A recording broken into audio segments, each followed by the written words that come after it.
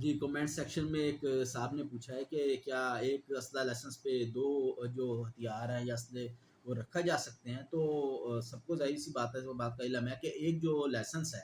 ایک اسلحے کے لیے، پستول ہو یا رائفل ہو، تو اس پہ ایک ہی ہتھیار جو ہے لیگلی وہ چڑھ سکتا ہے، اس کا نمبر دیا جا سکتا ہے۔ لیکن یہ روٹین ہے ہمارے یہاں معاشرے میں کہ ایک آدمی کے پاس اگر ایک لائسنس ہے اس پہ 2 یا 3 ہتھیار بھی رکھ لیتا ہے کہ میں گھر میں رکھ لوں گا یا باہر گاڑی میں رکھ لوں گا اس طرح سے، لیکن یہ کام ناجائز ہے۔ اور اس چیز سے اجتناب اس لیے کرنا چاہیے کہ ایمرجنسی کی صورت میں جب انسان کسی جگہ پر کوئی مسئلہ ہو، کچھ ہو، تو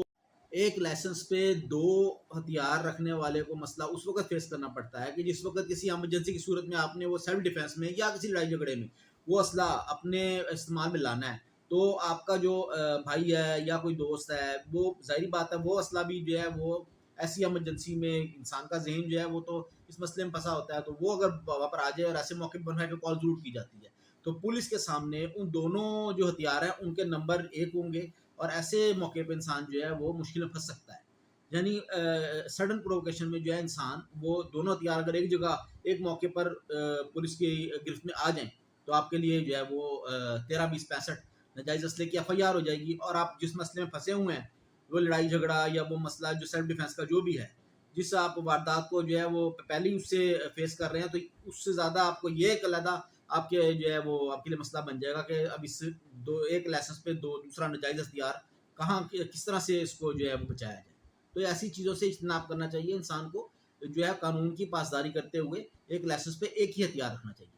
ایک لائسنس پہ 2 ہتھیار رکھنے والے کو مسئلہ اس وقت فیس کرنا پڑتا ہے کہ جس وقت کسی ایمرجنسی کی صورت میں آپ نے وہ سیلف ڈیفینس میں یا کسی لڑائی جھگڑے میں وہ اسلحہ اپنے استعمال میں لانا ہے، تو آپ کا جو بھائی ہے یا کوئی دوست ہے، وہ ظاہری بات ہے وہ اسلحہ بھی جو ہے وہ ایسی ایمرجنسی میں انسان کا ذہن جو ہے وہ تو اس مسئلے میں پھنسا ہوتا ہے، تو وہ اگر وہاں پر آ جائے اور ایسے موقع پر پہ کال ضرور کی جاتی ہے، تو پولیس کے سامنے ان دونوں جو ہتھیار ہیں ان کے نمبر 1 ہوں گے، اور ایسے موقع پہ انسان جو ہے وہ مشکل میں پھنس سکتا ہے۔ یعنی سڈن پرووکیشن میں جو ہے انسان وہ دونوں ہتھیار اگر ایک جگہ ایک موقع پر پولیس کی گرفت میں آ جائیں تو آپ کے لیے جو ہے وہ